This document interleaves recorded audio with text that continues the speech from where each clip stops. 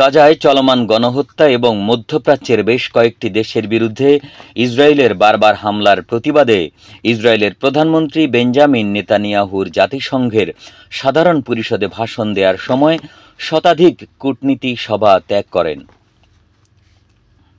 ২৬ September শুক্রবার middle ইস্টের প্রতিবেদনে এই তথ্য জানানো হয়।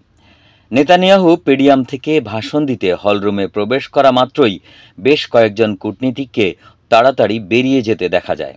গত বছর নেতানিয়াহুর ভাষণের সময় একই ধরনের প্রতিবাদ হয়েছিল।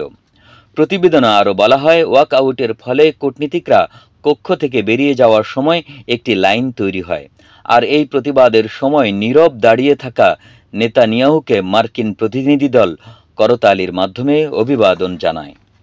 হলটিতে থাকা ব্রাজিলের প্রতিনিধি দলকে ঐতিহ্যবাহী ফিলিস্তিনি কেফিয়াহ পরিধান করতে দেখা যায়।